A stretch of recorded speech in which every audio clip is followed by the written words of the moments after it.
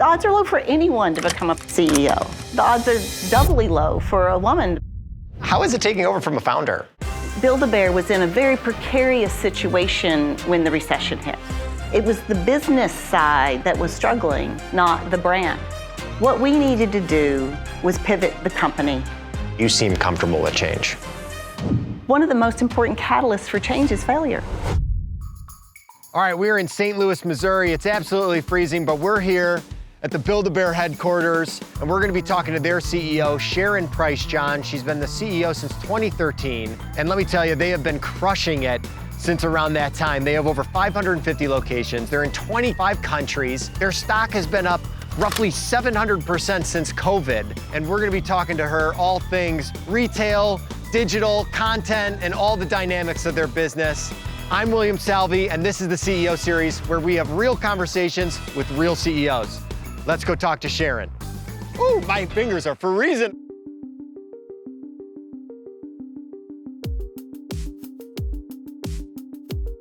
All right, we are with the CEO of Build-A-Bear, Sharon Price John. Sharon, thank you for joining us. Thank you, Will. All right, well, I first want to know how you became the Build-A-Bear CEO, because I know you have a lot of experience in the toy industry and advertising, so tell us a little background on how you became the CEO. I started out in the ad industry a long time ago in New York City. While I was there, one of my clients suggested that I get an MBA, which I Wasn't thinking. Not at all. That was not on my radar screen, and got my MBA from Columbia. But then I still had this interest in doing things that were fun, right? And things that really inspired me. So I wanted to be more in the branded, consumer-centric space. And created my own short list, which included Mattel. So that's how I got into the toy industry. I applied there, and then I ended up working at another toy company, and then I went to Hasbro and became the head of the US toy division. And then out of the blue, I got a call to run Stride Rite Children's Group, which is a retail company. It was in a distressed situation, but with a great team, we were able to turn it around. And then within about 3 years, I got the call for a turnaround situation at Build-A-Bear to take over from the founder. Here we are. Here we are. How is That's how. That's how.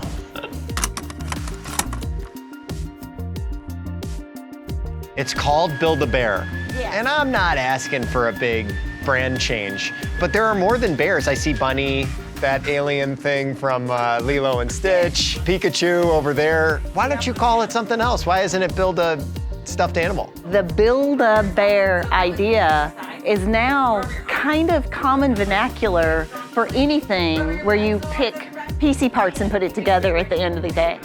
Like, we're just like the generic for if you're picking all this different stuff to create something. Yes. I am gonna choose the pink one. Okay, It's down here. How is it taking over from a founder? It's not like Build-A-Bear was thriving in that moment. Can you talk about the challenges that you were facing when you first took over? I walked in with eyes wide open. I also walked in knowing that Maxine Clark, the founder of Build-A-Bear that started the company in 1997, is a dynamic, inspiring force of nature. I knew that this company would no doubt have an extremely strong culture, and I probably needed to harness the portions of that culture that were beneficial and not try to change everything about it, because everything wasn't broken. It was the business side that was struggling, not the brand. Do you have a particular emotional connection to toys themselves? Yes, of course. Do you have any experiences when you were a kid where you're like, I want to be in on this? I was a really astute sort of student of branding. I could tell you like what brand something was made from. Like if I saw a commercial for Barbie, I knew that was Mattel. Or if I saw that, or anything like that. It's sometimes the brand is the hardest thing to fix. If the brand's a problem, that's a much longer horizon than business problems. Tell us what you were seeing that you did, that you were able to identify and then pivot, switch, change. Build-A-Bear was in a very precarious situation when the recession hit. They had been on a strong trajectory of success. They were considered, sort of Wall Street darlings. They'd had their IPO. What normal companies do is their usual curve is rev growth, rev growth, rev growth. And then they have a moment of stability where they can focus on the bottom line and fix all the problems that they didn't have time to fix when they were chasing the top line. That happened, the recession happened for Build-A-Bear right at that moment. Right. The challenge, and it took me a minute, it was actually another employee that said, you know what, Sharon, I think part of the problem is they're gonna have a difficulty hearing you because they have been struggling for the last 8 years to do what they were doing before because that was successful, not atypical. Same old stuff, trying in a new moment. The whole mall shopping patterns have changed, consumer shopping patterns have changed. The rise of e-commerce was right in front of us, and Build-A-Bear, that was founded on this idea of experiential retail, was facing a bit of an existential crisis of, well, can we even participate in the digital economy?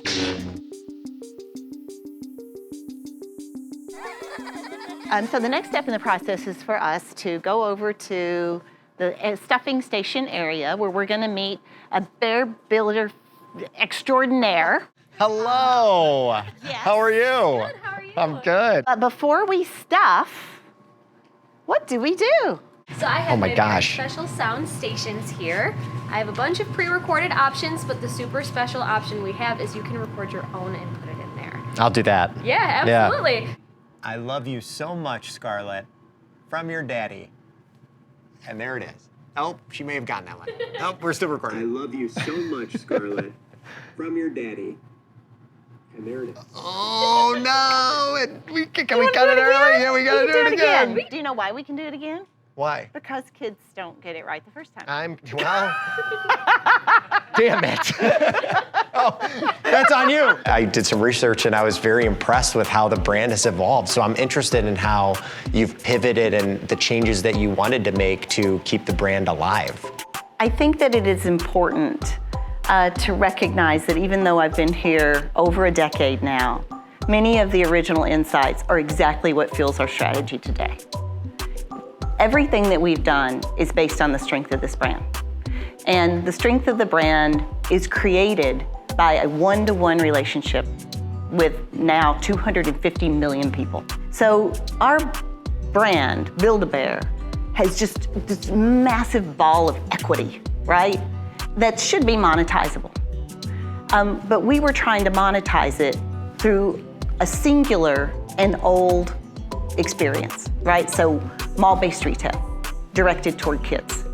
What we needed to do was pivot the company and create a multi-dimensional, diversified approach to business, understanding that the brand was bigger than the workshop. So for the most part, even though we had a few hiccups with some very fancy names, from the polar vortex to the retail apocalypse to a global pandemic, That's it? that's all. But when the strategy is sound and the brand value is so rich, there's always something to mine. Question, you have Bluey, you have Star Wars, Pokemon. Yeah. Talk to me about the partnerships. So we have quite a few branded relationships, best-in-class brands. We're really fortunate to be able to do that. We look at it as a co-branded relationship because really what we're doing is bringing their characters to life in a way that only we can bring it to life. We also have created our own intellectual property, like Honey Girls or Promise Pets I mentioned earlier, and that are quite popular into themselves and have their own, in some cases, their own entertainment as well. The key is not only the diversification of your distribution model or your revenue streams, but it's also the recognition that you have an opportunity to build your business by specifically targeting certain areas to achieve other goals. Like, I want to expand the consumer base. Wow, how can I expand the addressable market? This question over here. And what should I do to drive e-com? Oh, Digital. bing, maybe, maybe. It's my new best friend. Yo, what's up? When I first started talking to Sharon, the first thing that I thought of when she was talking about her past experience at Mattel and at Hasbro and in her advertising career, she clearly is very aware of how powerful a brand can be. She talked about how the performance of a company from a business sense is quote unquote like easier to fix than a brand issue. But with a very strong brand, you're able to diversify your business or lean into that strong brand and make your business more profitable or monetize it because of how strong the brand is. So I really found that interesting, how she took something that was strong, which was the Build-A-Bear brand, but then had to fix up, say, the financials of the company or the financial performance of the company, which is quote unquote a simpler fix. I found that to be very interesting, and again, clearly she's been able to do that by going into digital content, by forming more elaborate partnerships. I mean, they've really turned into a dynamic business. You seem comfortable with change. How do you manage that yourself at scale? And then how do you manage the teams going through that change? Because again, at scale, it's difficult and teams may have hesitancy to go through that change. Look, change is absolutely critical. It always has been. Change is an important part of running businesses. It's an important part of the evolution of brands. It's an important part of evolution of companies. And it's an important part of evolution for a person. You're gonna change. It's gonna happen. It's just whether you choose to embrace it or not. And if you choose not to embrace it, you're less likely to change in a way that is beneficial to you. The way to get people to embrace change, you have to build the sense of what is it going to be like. This is true in personal change too. What's my goal? What is my end game? What do I want to do? Then say, well, if I keep doing what I'm doing now, will I get there? And when the answer is clearly no, something about it shifts in your brain to say, well, then I'm willing to take different steps that lead me toward that, because that's such an inspiring objective. And you want to make the downside kind of bad for you too, which ours was. One of the most important catalysts for change is failure. You don't have to go through failure to change, but it seems to be part of the human equation. Set me up. What do we do? Have you grab a cup over here? This one's speaking to me. Perfect. So we are gonna make this heart extra special before we put it inside. So first things first, I need you to take this heart and we need to rub it and get it all nice and warm. We don't want your bear to have a cold heart. Nope. Give it a nice strong heartbeat. Wake it up. Oh, wake up. Give it lots and lots of energy. There we go. In the arms. I love it. So they always teach you. This is nice. Squeeze that heart as tight as you can. Okay. Close your eyes and make the biggest wish you can think of. When your wish is made, give that heart a kiss to seal it in. And then that heart is gonna go on the inside of this new friend. There we go. I got emotional giving a wish to my daughter. Of course. Parents love to share their most treasured memories with their children, whether it's their favorite cookie or their favorite store or their favorite toy, their favorite film. That's a part of what we do as human. We are woven into the fabric of millions of homes and families, and that's remarkable. I remember my first Build-A-Bear. I'm sure you do. Very well, yeah. Most people do.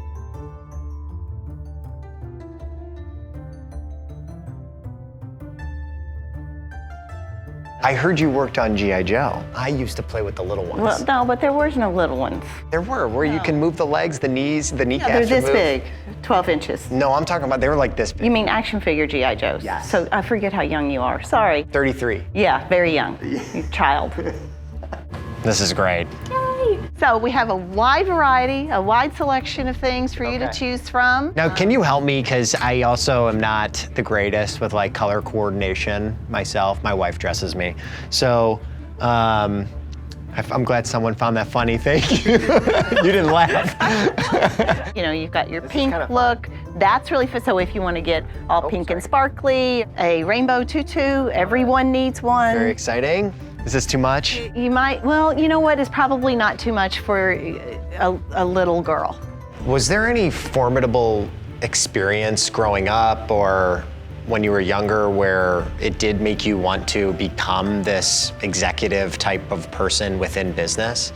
I think that I was driven for success. I expected a lot out of myself. And my parents were very supportive, which I think is absolutely critical. And in some ways, I think that both my mom and my dad had a great belief that I could be anything I wanted to be. Sometimes I look back on it and I just think they didn't think I would take it this far.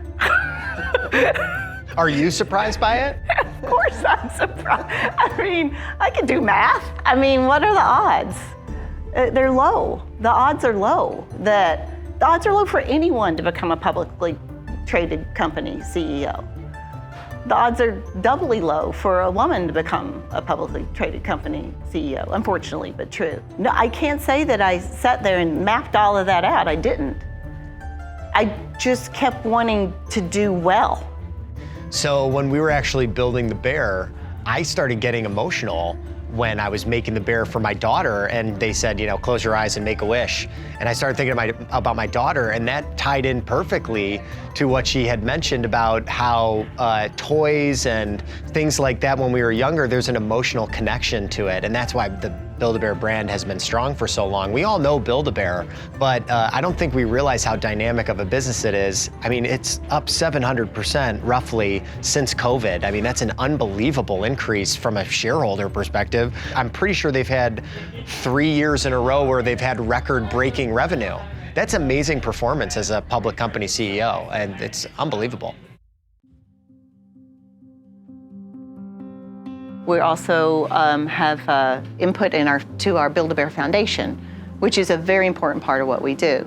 We give away in-kind and money to aid in children's health and well-being. Right over here, we have our donations to the first book, which is helping kids in difficult situations to get their own books. For all of our first responders, we actually have a relationship for an organization where it goes to help kids whose parents died in the line of duty. You had mentioned that you sent some I think, teddy bears to the LA fires.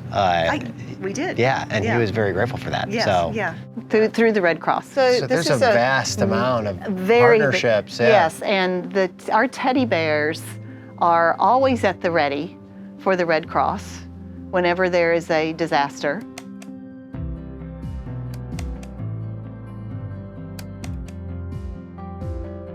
What's a hard lesson you've learned within leadership and specifically within the CEO role? Like, have you had any moments where it was a bit of a slap in the face of like, whoa, I did not expect that in this role? Oh, quarterly. Often. It's really important to understand, and I think as you grow and mature in a leadership role, not the things that motivate you aren't the things that motivate everybody. If you truly value different backgrounds, different approaches, bringing different mindsets, these people are probably going to have different things that motivate them. So allow that to breathe a little bit and learn that that's your job, not their job to form to you. So what's been a surprising experience that's happened to you as a CEO? Everything you do is watched and scrutinized, and that you have to learn to bring it every day. Your presence and that title is a really important part of the way the company moves, evolves, feels, and you just don't expect that. Do you find it to be lonely? Sometimes. And not lonely and there's not enough people to talk to or there's nowhere to go, you don't have counsel. It's that it is a unique set of circumstances that there aren't a lot of people to kind of bat it around. There you go. There This is you for go. Scarlett. All right, so let's go get the birth certificate. There it is, for Scarlett. Let's go get We the go birth over certificate. to step 4. This is fun. Because I can't wait to give it to her tonight. That looks perfect. Perfect. That's perfect. Print? Yeah. Print. Oh, Woo! Good job. there we go. We're gonna move into the fire round. Okay. You ready for it? No. What's a book you're reading right now? So I read some years ago by Yuval Harari, Sapiens, and he has a couple of other books now, and I'm listening to those on tape. What's a show you're binging right now? I don't binge shows. Can you tell me a little bit about your best friend? I've changed a lot. Yeah. And so depending on what the question is or the situation is, I like to call different people with different expertise who knew me from different areas. What's your last meal on earth? Will, I don't want to know. All I can say is that I hope that it is with people that I love and full of laughter. What is a fear that you've had that you would like to share? The unknown. But at the same time, I kind of like the unknown. So much good has happened in my life because of the unknown. What's a superpower you would choose and why? I don't think I need one. I believe we all already have superpowers. Yeah. We all have something extraordinarily special that we're supposed to do. Something that is only unique to you.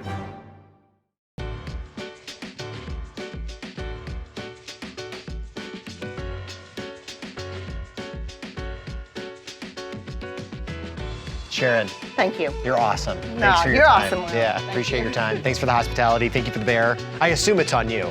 Oh, yes. Yeah. I will buy it. But Yeah, no, it's completely on me. No, it's a I know a pleasure. person. I and, know the CEO. Yeah. I thought Sharon was clearly a great CEO for this company. I had mentioned to her in the interview that she kind of gave off like a founder feel. And I know she isn't the founder of Build-A-Bear, but she gave off that passion and energy that you often see in founders. Sometimes with publicly traded companies, you see CEOs that were brought in and they're meant to just kind of steer the ship in the right direction.